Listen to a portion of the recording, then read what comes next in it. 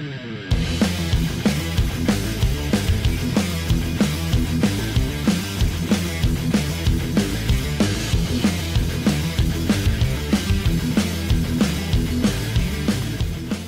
up, desktopers? Xavier Wills here for Desktop Bodybuilding, and we are back with another video. And today I'm doing my early 2020 Mr Olympia preview and predictions, and I'm going to get into it pretty quick, but I'll go over the qualified list first. And also I am going to be doing future predictions and preview shows of the 2020 Mr Olympia, and this is the first of the Mr Olympia lead up videos. And when you go to my actual YouTube profile, I'm going to have the Mr Olympia edition there. I'm going to have interviews. I'm going to be having previews of each division, all that sort of good stuff. So anything related to the 2020 Mr Olympia, you can go to my channel and you'll be able to find all the videos there. So also make sure you subscribe and hit the notification bell button. Then you just won't miss out on any of the videos anyway. But let's get straight into it. So I'll go over the qualified list. So we've got Brandon Curry, William Bonac, Hardy Chupin, Dexter Jackson, Rolly Winkler, Phil Heath, Cedric Mcmillan, Nathan D'Asha, Juan Morel, Hunter Labrada, Ian Valliere, Lee Seung Chol, Antoine Valiant, James Hollingshead, Lucas Ozil, Rafael Brandon, Akeem Williams. And on the points, we had Max Charles, Justin Rodriguez, and Reagan Grimes qualifying there, with guys like Big Ramy, Mumdales, Baye, and Arn Win, Steve Kuklo, all those guys missing out, unfortunately, because they're fantastic competitors. But we don't know. Big Ramy still might get an invite and still might get it on stage at the 2020 Mr Olympia, which would make it 21 competitors total. We've got 20 right now, with the chance a few of these guys might not actually make it. So at the moment, it looks like the guys from the UK will not make it over, just based on obviously all the quarantine laws and what, you know, UK, I believe, are not allowed into the US, which would exclude Nathan D'Asha and James Hollingshead. But I'm going to actually, I believe Nathan's not doing it anyway, but James may still be able to do it. So I'm going to put him in there somewhere, but I'm going to leave him out of the main predictions and say, hey, he'll fit in somewhere here if he is able to compete. So let's get into this. I'm going to go from 18th down to 1st, and I'm going to start with Lee Seung Chol in 18th. Now, Lee won the actual Monsters in Pro. There's only 4 competitors there, but he did beat Samson Dowda, who came 5th at the last show that just went down. So obviously he is good enough to win a show, but I don't know if he's good enough to beat many guys here, but he may actually be able to place over a few of them. In 17th, Reagan Grimes. Shows how good this Olympia really is. Reagan Grimes is coming off, I believe, a 4th place at that Europa Pro, where he looked, I think, really good, but just needs to come in a little bit sharper. I was hoping he would have had a little bit more size from last year, but he is improving still. He's got crazy muscle bellies, and I think that it's going to be, you know, a successful Olympia debut, but I think that he will only improve from here, and he's got potential, top 5 potential in the Olympia, in my opinion. Rafael Brandon in 16th. Now, Rafael did beat Regan just recently at that show. That same show, he placed 1 spot ahead of him in 3rd place. I think he should have actually placed 2nd. So I am quite big on Rafael Brandon. He's got the perfect shape and perfect insertions and muscle bellies and everything. Big fan. And I think that he's going to do really well. And this is an updated picture of him as well. So you can see he's looking absolutely fantastic. In 15th, I have Antoine Valiant. Now, he actually won the Cali Pro 1 week after placing 7th at the New York Pro, where the New York Pro, he was a little bit flat. Him and his coach, Dorian Hamilton, filled right up, came into that Cali Pro 1 week later, dramatically better in my opinion. It was hard to tell the lighting. It wasn't good lighting in that show, but he definitely deserved his Olympia qualification. I thought he looked absolutely fantastic, and it wasn't like really any debate about him winning. You could say Max Charles or whatever, but I still think that he was probably the best bodybuilder there, and I think the lighting advantaged him, but he really did look fantastic, and I think 15th will be top 15 in the Olympia is a big success from where Antoine's come from.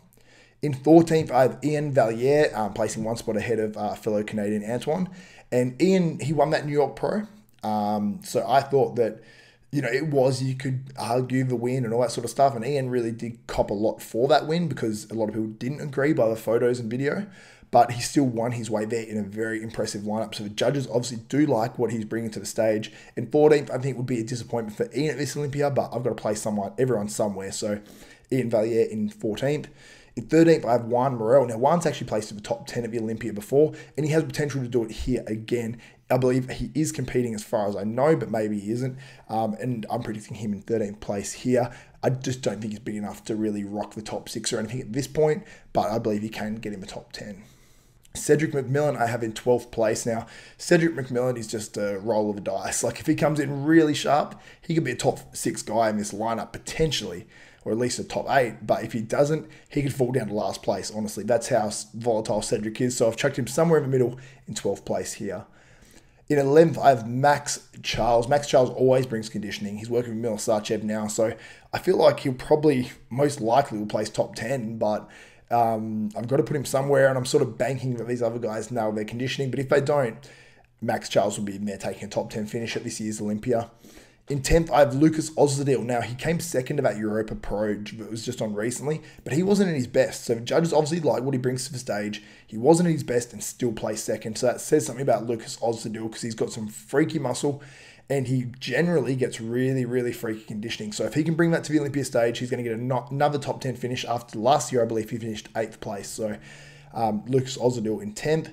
In 9th, I've got Justin Rodriguez. And because this guy literally had the same scores as Akeem Williams at this Chicago Pro that just went on over the weekend. So both basically tied and went, obviously, I don't know when to count back or the head judge decided, but he was razor sharp. And that's going to get a lot of respect in the Olympia lineup. If you come in hard as nails, he's still got enough muscle. He's lacking a little bit in the quads, but he's got a fantastic back double bicep. And shots like that will beat guys in the top 6. Honestly, his back double bicep is that good right now.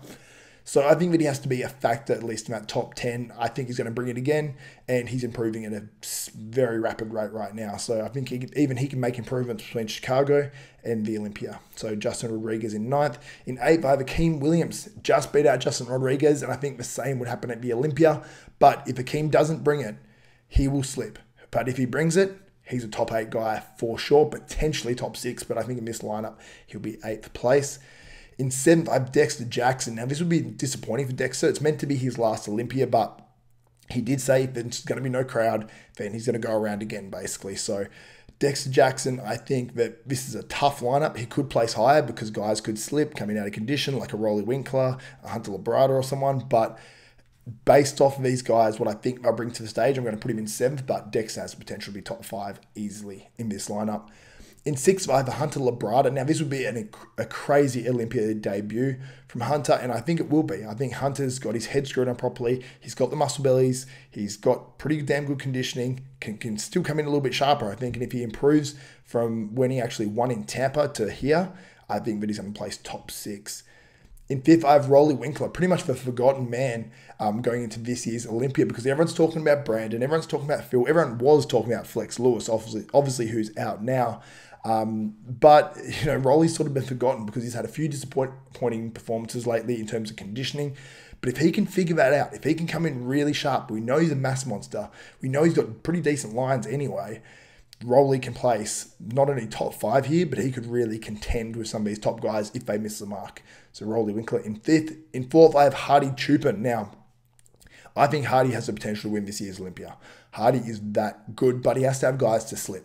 So you'd have to have Brandon, Phil slipping, and William maybe not being quite at his best, and Hardy does it. Because Hardy, I think, could have beaten William last year, and potentially, honestly, he could have beaten Brandon. You know, depending what you're going for. I thought Brandon was a deserving winner, but you can make an argument for it for sure. So I've got Hardy Chupin in 4th place here with potential to potentially even win this show. William Bonac I have in 3rd because let's look at the record from last year. 2nd in the Arnold Classic, 2nd in the Olympia, and they were close seconds as well. I mean, I think more the Arnold was a closer 2nd because I thought that was William Bonac at his very best to what I've seen so far. And I thought it was actually Brandon Curry's best as well, so that's why Brandon Curry won. But I feel like Brandon Curry slipped a little bit from that Arnold Classic performance, but William Bonac slipped a little bit more. So that's why I feel like it was a clear win for Brandon over William at the Olympia. But if William, you know, he did have a leg injury going to that Olympia, if he can come back at that Arnold Classic form or better, he's got potential to win this show as well. In 2nd place, now this is the one that everyone wants to know the picks between 1st and 2nd. In 2nd place, I have Phil Heath, and I'll give you my reasons between that and why I could potentially easily be wrong.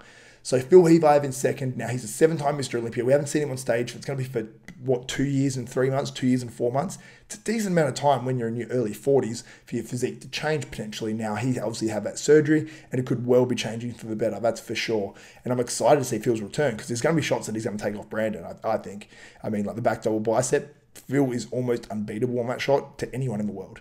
He is that good. The backlight spread is going to be very tough as well, but The other shots where Phil might fall down, like the ab and thigh, that's not a good shot for Phil. And, you know, the front double bicep used to be a strength for him, and now it's not really not. So I feel like Brandon will take those poses with ease, in my opinion, unless Brandon is off. But I'm putting Phil in second, but the potential to be very, very wrong. In first, I have Brandon Curry, your 2019 Mr. Olympia, to go 2 times, and that would keep Phil from getting a record tying 8 Mr. Olympias. I just think Brandon is looking fantastic right now. He's in a great spot with his conditioning. And we've got to remember, guys, last year that Brandon came into that Olympia off a very short prep, because he prepped for the Arnold Classic, competed. And, you know, guys do it through, you know, many years. They go do the Arnold and then they do the Olympias. But Brandon admittedly said it was a lot tougher getting in condition for that Olympia. He had to push a lot harder. And he said he really felt like he needed a rest. Now, he's got a lot more rest this time. He won the Olympia, and he hasn't just had the standard year where it's 12 months between shows. It's going to be more like 15, 16 months. So I think that that's advantage Brandon, and I think he's going to bring his best ever. We're seeing what he's looking like. He's looking crazy. You can see these, you know, pictures, and he's just looking nuts. And yeah, I think Brandon Curry wins the 2020 Olympia in what would be an amazing, you know, backup, because really he's, you know, he was going to be competing against 4, you know, he's going to be one of 4 Mr. Olympias in this lineup. Now Flex Lewis is out. We've got 3. We've got Dexter Jackson, Phil Heath, and Brandon Curry. Between all these guys, you got, what, 9 Mr. Olympias, and it's going to be 10, most likely between those 3 guys after the 2020 Mr. Olympia, which is 1 week before Christmas. So guys, let me know what you think of these picks below. If I'm going to put James Hollingshead in there, I'd probably drop him in around that 10th, 11th place somewhere, matching up with Max Charles. I think Lucas Ozil can improve and, you know, easily beat a James Hollingshead this year, just based on, you know, based on the fact that Lucas can get a lot better, and I don't know how much James can get better, because we saw James's best of that Europa. How much better can he get? Maybe he can get a lot better. Now, he's working Patrick Tour, and this is going to be his second contest if he is able to do the Olympia, but I'd put him around 11th place. Like I said, let me know what you think of these predictions in the comments below. Let me know who you've got out of Brandon and Phil Heath. And also just give me your top 5, top 10, whatever you want to give me in the comments below. And I'll look over that sort of stuff. And I'd like to sort of get a feel of what I suppose everyone's feeling in terms of predictions and stuff. So let me know what you think. If you guys like and appreciate this content, please head to hostile.com and enter XAV10, XAV10. You'll save yourself 10% on some amazing, amazing supplements. And this is literally my favorite top at the minute. It is super comfy. Like, I love the maroon and the gold writing, the big Hostile logo on there. I love it. I've actually got compliments on it as well. And I've got the Hostile cap on too, as always. So that's it for another video. If you like this content, give it a thumbs up, smash that like button, also subscribe and hit the notification bell button. That way you won't miss out on any videos from myself, Xavier Wills, at Desktop Bodybuilding. And sorry about the voice, guys. I was at a bodybuilding common weekend yelling and trying to do these videos. It's been tough, but hopefully soon it's back to normal. Anyway, that's it for me. Xavier Wills at Desktop Bodybuilding. We are out.